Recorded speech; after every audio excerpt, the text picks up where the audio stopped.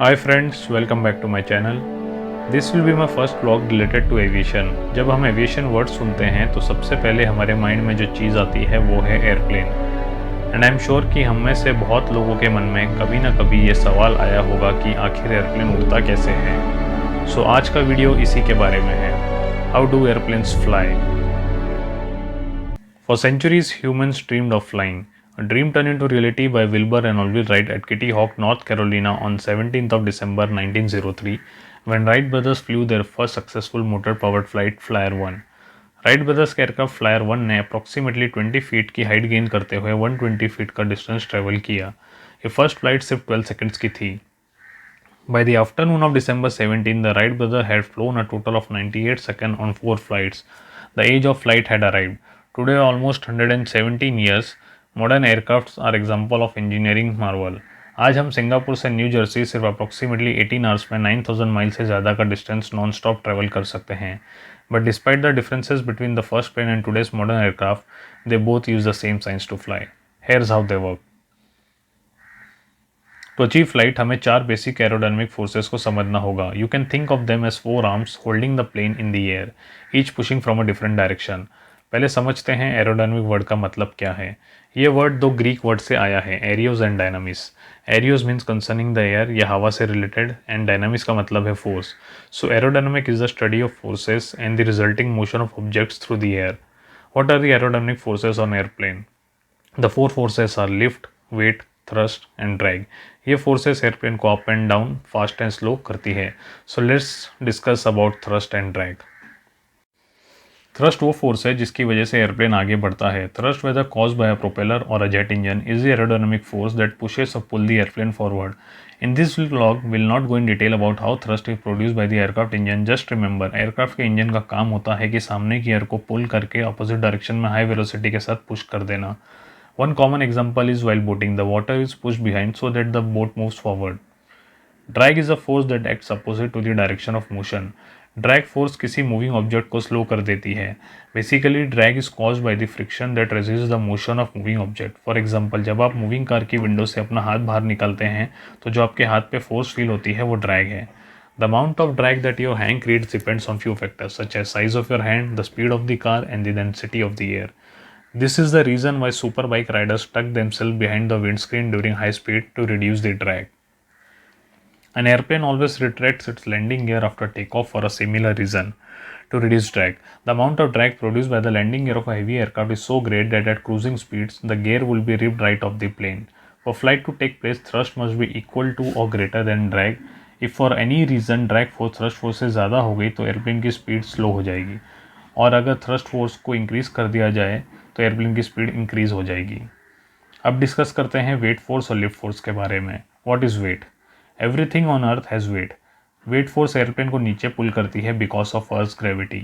Fly करने के लिए एयरप्लेन को ग्रेविटेशनल फोर्स के अपोजिट में पुश करने के लिए किसी फोर्स की ज़रूरत होती है। एयरप्लेन का वेट कंट्रोल करता है कि ये पुश कितना स्ट्रांग होना चाहिए।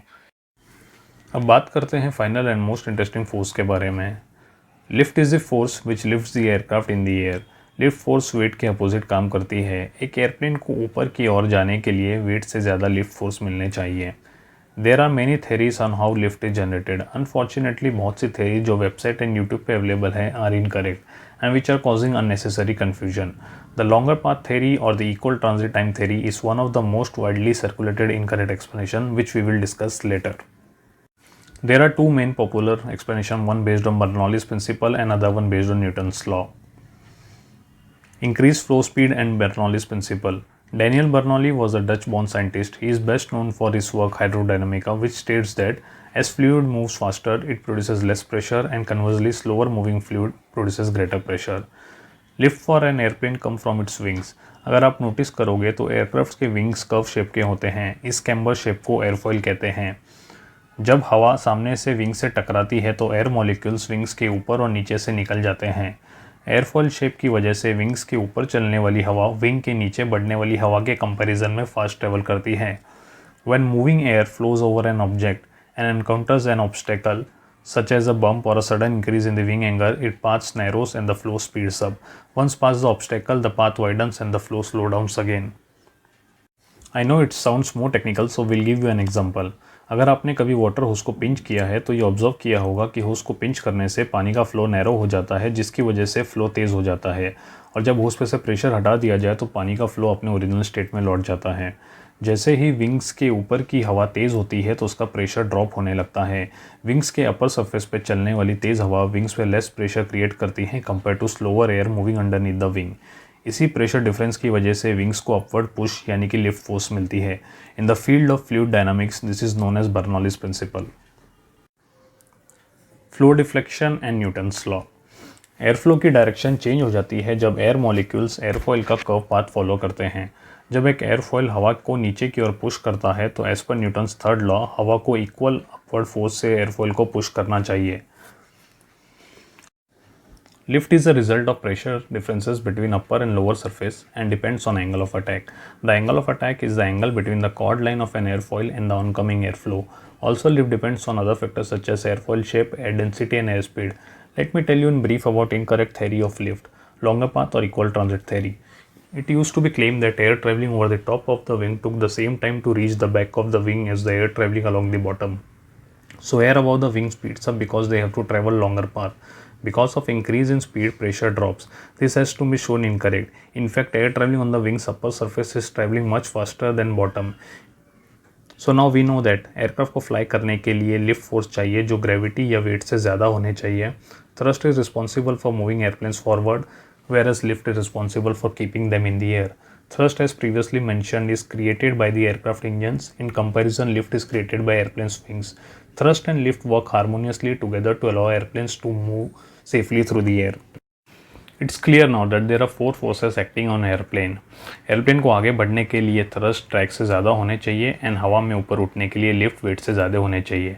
जब एयरक्राफ्ट कांस्टेंट स्पीड से कांस्टेंट एल्टीट्यूड पर फ्लाई करते हैं तो ये चारों फोर्सेस इक्वल होती हैं. Thrust is equal to drag and lift is equal to weight. I hope ये व्लॉग देखने के बाद आप लोगों को बेसिक फ्लाइट प्रिंसिपल समझ आ गया होगा. सेपरेट व्लॉग में बात करेंगे about how airplane is controlled and different parts of aircraft including engines. I tried my best to explain it, and if anything I missed, please let me know. Friends, I request you, if you found this video informative, then please like, comment and share it. Don't forget to subscribe to the channel. Thank you so much for watching this video.